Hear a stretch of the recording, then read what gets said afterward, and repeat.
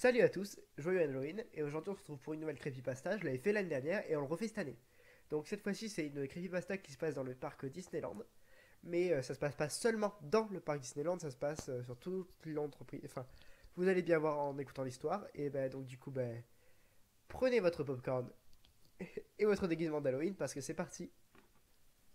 J'ai écrit ceci pour A. M'aider à traiter ce qui s'est passé et B. Créer une sorte d'enregistrement écrit.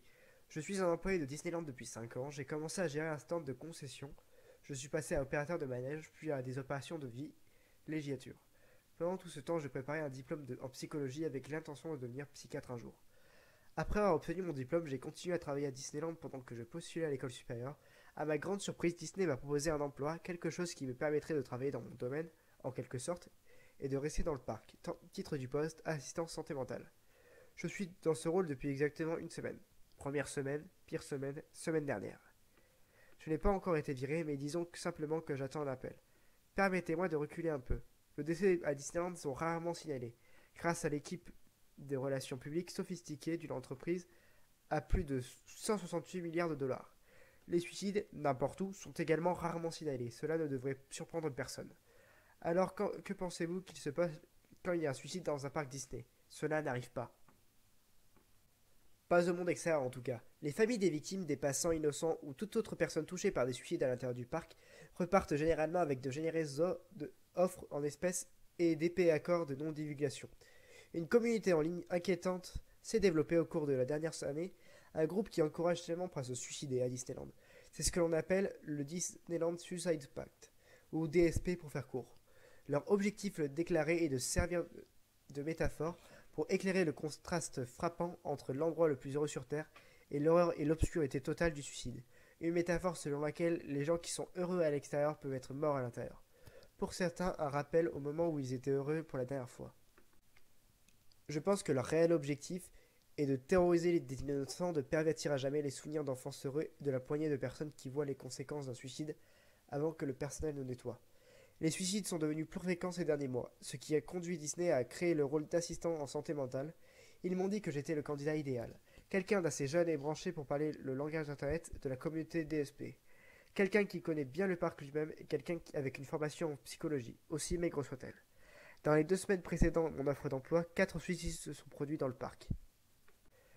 Kelvin Goodwin a pris un point plein milieu de pilule, puis est monté sur le trajet de Star Tour, mort au milieu de ça.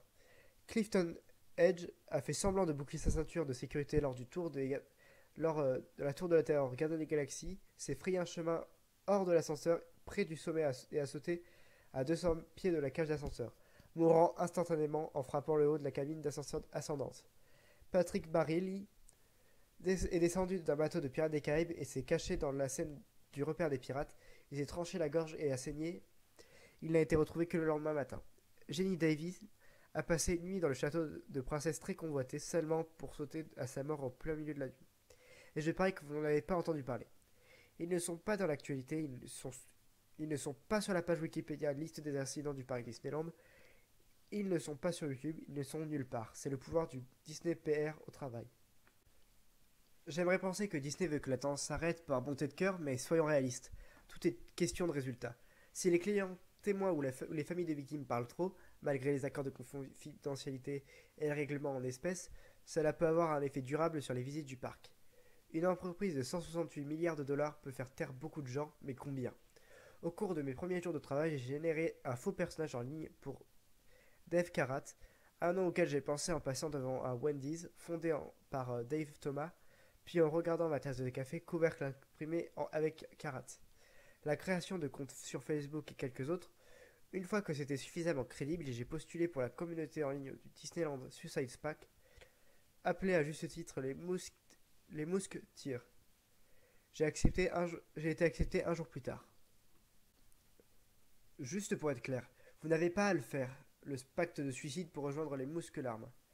Tout le monde peut s'inscrire après une vérification légère. Une fois que vous êtes prêt à rejoindre le pacte, vous êtes soumis à un examen approfondi. Quelque chose que Dave Karat ne réussirait probablement pas. Et vous recevrez un badge Mickey Mouse qui accompagne votre nom d'utilisateur sur le site. Après avoir été accepté, j'ai commencé à cliquer sur tous les noms d'utilisateurs avec le badge Mickey Mouse, essayant de déterminer qui pourrait être la prochaine victime. J'ai rapidement signalé 4 utilisateurs comme des risques à court terme, ceux qui parlaient sérieusement de suicide dans le parc et semblaient planifier un voyage, mais l'un d'eux s'est démarqué des autres. Son nom d'utilisateur était Botty Orpist. Sa photo de profil montrait une gentille fille aux longs cheveux blonds, probablement âgée de 16 ou 17 ans. Elle était très ouverte sur sa vie, détaillant ses raisons de suicide et pourquoi Disneyland est le lieu ultime. Elle a mentionné la nostalgie de Haunted Mansion à 3 reprises. Je l'ai vu avec d'autres parler longuement du jour de la mort quelques semaines plus tôt.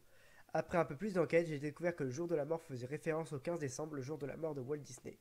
Le 15 décembre n'étant que de quelques jours, Botty Orbist a mentionné que sa famille prévoyait un voyage en Californie pendant la semaine du 15 décembre, et qu'elle pourrait en fait être dans le parc le jour de la mort. Quelqu'un a suggéré que les étoiles se sont peut-être alignées pour elle. Je lui ai envoyé un message en privé pour lui demander quels étaient ses plans, lui disant que je pourrais être sur le parc pour le jour de la mort. Elle a répondu rapidement et a dit qu'elle n'était pas sûre, qu'elle ne voulait pas gâcher la journée de sa famille. Mon cœur s'est brisé. Je lui ai demandé si elle le ferait dans Haunted Mansion. Elle a dit qu'elle ne savait pas. Bien sûr, elle le savait. Cela est bien plus encore. Elle m'a dit que son plan était de pousser sa famille à aller sur le parc le 14 décembre, puis elle disait qu'elle rencontrait un ami et qu'elle abandonnait sa famille juste avant la fermeture du parc. Vraiment, elle se cachait dans le parc pendant la nuit, quelque chose de beaucoup plus facile que les gens ne le pensent. Puis se suiciderait juste avant l'ouverture du parc le jour de la mort. Je savais que la communauté en ligne était un endroit toxique pour elle, que si je pouvais lui parler en personne, je pourrais l'aider. Je lui ai dit de m'envoyer un message quand elle aurait connu ses plans, car je pourrais être là aussi. Elle m'a dit qu'elle le ferait. Elle a dit qu'elle s'appelait Shayken. Le matin du 14 décembre, j'ai envoyé un message à Shay pour savoir à quelle heure elle se rendait au parc. Elle n'a pas répondu. Elle avait changé sa photo de profil en une photo de Walt Disney avec les yeux noirs. J'ai passé la majeure partie de la journée debout dans la salle de contrôle de sécurité, à regarder les flux de caméras du tourniquet. Il est courant que les enfants à risque changent d'apparence peu de temps avant de se suicider, en particulier les filles, alors qu'elle a dû passer inaperçue pour que je ne l'ai jamais vue entrer. Je lui ai envoyé des messages plusieurs fois lui disant que j'étais en ville et que nous devrions nous rencontrer, ou même nous rencontrer dans un parc quelque part. Elle n'a jamais répondu avant de rentrer chez moi ce soir-là. J'ai montré une photo de Shay au personnel de sécurité de nuit et leur ai fait savoir qu'il fallait surveiller. J'ai à peine dormi cette nuit-là. Le lendemain matin, je me suis dirigé vers le parc à 7 h du matin. 2 heures avant l'ouverture, je donnais des copies imprimées de la photo de Shay à l'équipe de sécurité du matin, puis j'ai marché jusqu'à Haunted Mansion. Disney est très minutieux dans sa couverture par caméra de sécurité des zones où se trouvent les clients, mais pas tellement dans les coulisses. Disney Speak pour les zones réservées aux employés, cela signifiait que je devais inspecter physiquement chaque pièce de Haunted Mansion. Après une heure infructueuse de marche à travers le trajet étrangement vide, j'ai continué ma recherche à travers le reste de New Orleans Square, puis Frontierland. Rien. Une vingtaine de minutes avant l'ouverture du parc, j'ai reçu un appel du personnel de sécurité. Ils ont vu une femme semblable à la photo que je leur ai donnée se promener à l'arrière de Haunted Mansion. Je me suis précipité vers le manège. J'ai fait irruption dans l'entrée latérale des employés et j'ai immédiatement commencé à appeler le nom de Shay. Ce n'était que quelques minutes avant l'ouverture du parc. Donc le manège était maintenant en marche. Musique et effets sonores et tout, j'ai traversé le cimetière hanté, la scène de la séance, la scène du marié décapité, tout en criant Shay au sommet de mes poumons. Je me sentais vaincu. Il y avait 1 million d'endroits où elle aurait pu se cacher. Enfin, je suis arrivé à la scène de la salle à manger. Le trajet se déroule le long de la mezzanine, une salle à manger à 2 étages. La scène présente une grande et élégante table à manger avec des couverts en or, tous recouverts de toiles d'araignée et de poussière. Il y a une grande cheminée, des moulures murales florales, des chaises à dossier haut et des fenêtres ornementales. Des hologrammes de fantômes dansent dans la pièce. Enfin, je l'ai trouvée. Elle se tenait au niveau de la mezzanine, mais au-dessus de la balustrade à environ 15 pieds des rails. Elle tenait une corde dans ses mains, ses cheveux étaient coupés courts. Shay! J'ai grimpé la voie ferrée et j'ai traversé la mezzanine décorative. J'avais peur que tout s'effondre puisqu'elle a été construite pour le spectacle, pas pour soutenir de vraies personnes. Elle m'a regardé, elle avait pleuré. Qui es-tu? Je suis Rich, dis-je. Que faites-vous ici? Pouvons-nous parler? Elle a tendu la corde pour que je voie, ses yeux le suivirent jusqu'à l'endroit où il était attaché autour d'une colonne montante derrière nous. Je me suis assis à côté d'elle. Dites-moi ce qui se passe, ai-je dit. Nous nous sommes assis en silence pendant environ 2 minutes. J'ai regardé les voitures de course passer, des fantômes grimaçants et souriants sortent pour socialiser, jouant en arrière-plan. Il n'avait pas encore laissé les gens monter, ce qui était une bonne chose. Finalement, elle s'est réchauffée avec moi et a commencé à parler. Elle s'est ouverte sur tout ce qui se passait à l'école, à la maison, dans sa tête. Il est devenu clair qu'elle ne voulait pas se suicider. Elle y avait pensé beaucoup, mais quand elle est devenue membre de la communauté Disneyland Suicide Pact et a entendu toutes les discussions sur le jour de la mort qui coïncidaient avec un voyage en famille prévu, elle a senti que c'était son heure. Après environ 20 minutes de conversation, elle s'arrêta et baissa les yeux. Il y a autre chose, dit-elle. Tu peux me dire n'importe quoi. Je ne suis pas la seule. Le seul. Quoi? Jour de la mort. Je ne suis pas le seul à avoir prévu de me suicider le jour de la mort. Un trou dans mon estomac s'est creusé. La pièce a commencé à tourner autour de moi. J'ai commencé à réfléchir à mes recherches sur sur les forums qui avaient parlé du jour de la mort à propos du fait que Shay était le seul à être dans le parc ce jour-là. Qui d'autre? Oh mon Dieu, a-t-elle dit. Et elle a porté ses mains à son visage. Rich, j'étais censé être une diversion. Une diversion de quoi? Mon esprit courait à des milliers de kilomètres à l'heure. Elle se mit à sangloter. It's a small world. Merde, je me suis levé, ne sachant pas si elle inventait pour m'éloigner ou si elle était vraiment une distraction. Viens avec moi, dis-je. Je vais bien, allez-y, dit-elle. J'ai pincé la lèvre, puis bourdonné médical sur mon talkie-walkie. Je leur ai dit où se trouvait Shay à l'intérieur de Haunted Mansion.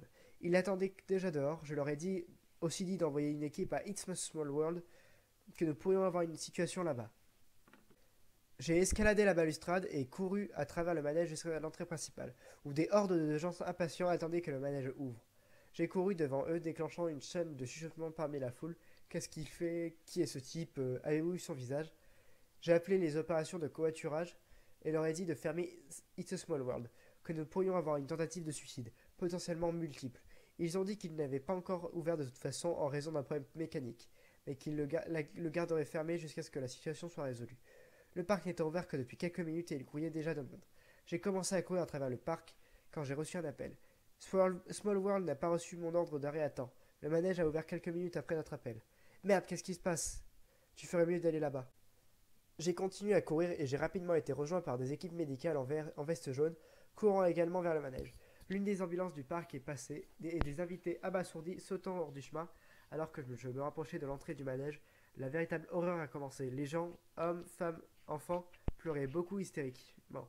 Une femme a trébuché hors de la sortie de secours de It's a Small World et a vomi violemment dans les haies. J'ai entendu des cris à l'intérieur. J'ai arrêté l'un des membres du personnel médical qui sortait de la sortie de secours. Que diable, c'est mauvais, c'est vraiment mauvais. J'ai sorti mon badge d'employé de ma chemise pour qu'il soit visible. Les invités du parc ont commencé à m'arrêter. Monsieur, savez-vous ce qui se passe? J'ai ignoré tout le monde, sautant la clôture et me dirigeant vers la sortie de secours, près de l'entrée. Les gens descendaient toujours des bateaux, suivant l'éclairage de secours jusqu'à la sortie. L'un des opérateurs de manège est venu sur les haut-parleurs. Veuillez quitter calmement les bateaux dans un endroit sûr et suivre les flèches jusqu'à la sortie de secours le plus proche. Les opérateurs de manège aideront ceux qui ont besoin d'aide. Parents, veuillez protéger les yeux de vos enfants à travers l'exposition scandinave. Des parents transportant des enfants sont passés devant moi le long du chemin d'urgence. Gardez les yeux fermés, ma chérie, nous y sommes presque. Quels étaient ces gens? Pourquoi tout le monde crie-t-il comme ça? Est-ce que ces gens sont blessés? Le gouffre s'est creusé dans mon estomac alors que je traversais l'exposition du pôle Nord et pénétrais dans la salle scandinave. Puis j'ai commencé à le sentir, la puanteur écrasante du vomi. J'ai commencé à remarquer du vomi à travers des traces de pas brouillées le long de la passerelle pendant un instant. La musique reprit son cours et le manège commença à bouger. Bien qu'il semble que tout le monde ait été évacué avec succès, la musique a surpris tout le monde. C'est un monde de merveille, un monde de larmes. C'est un monde d'espoir et un monde de peur. J'ai tourné le coin et j'ai immédiatement senti mon estomac se retourner violemment. Une dizaine de corps pendaient du plafond, répartis dans toute l'exposition. Sous les corps, tous avec des globes oculaires bombés et des coups tordus, les modèles d'enfants scandinaves se balançaient d'avant en arrière dans leur combinaison de neige blanche. Il y a tellement de choses que nous partageons et qu'il est temps que nous en soyons conscients.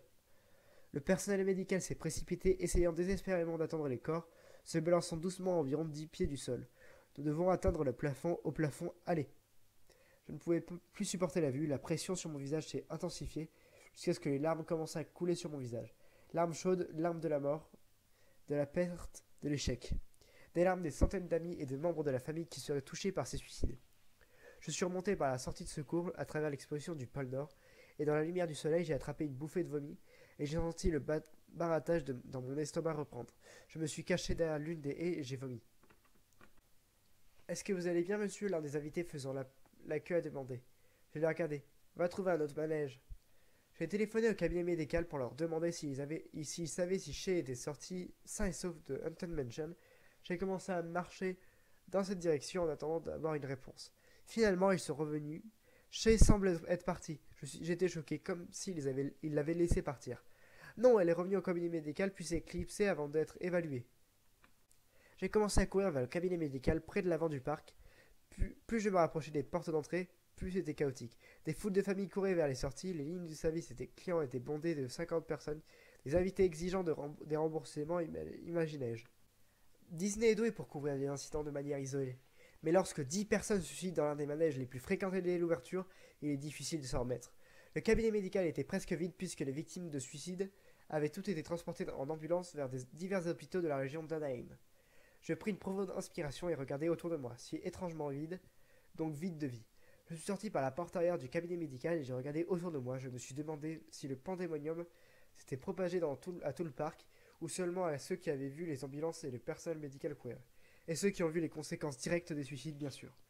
J'ai marché le long de la voie de service derrière l'hôtel de ville de Disney en regardant à travers la clôture dans les broussailles épaisses qui s'étendent jusqu'au-delà des limites du parc. Là se tenait Shay. Elle se tenait environ 20 pieds derrière la clôture. Parmi les arbres et les buissons, elle m'a vu et a fait un pas en avant. J'ai ouvert la bouche pour parler, puis j'ai réalisé que je n'avais aucune idée de quoi dire. Elle sourit, se retourna et disparut dans les broussailles. De tout ce que j'ai vu ce jour-là, le sourire de Shay et ce à quoi je pense le plus souvent étant celui de la gratitude, un sourire qui disait « Vous m'avez sauvé la vie » ou était-ce sinistre, un sourire qui disait que je t'ai bien pris pour un imbécile. Elle m'a dit que son travail était de servir de distraction, qu'elle est prévue de se suicider ce jour-là ou non, elle a réussi. Bon, ben la vidéo est finie. Merci d'avoir écouté mon histoire, même si j'avoue que j'ai pas trop bien lu. Mais j'ai adoré cette histoire.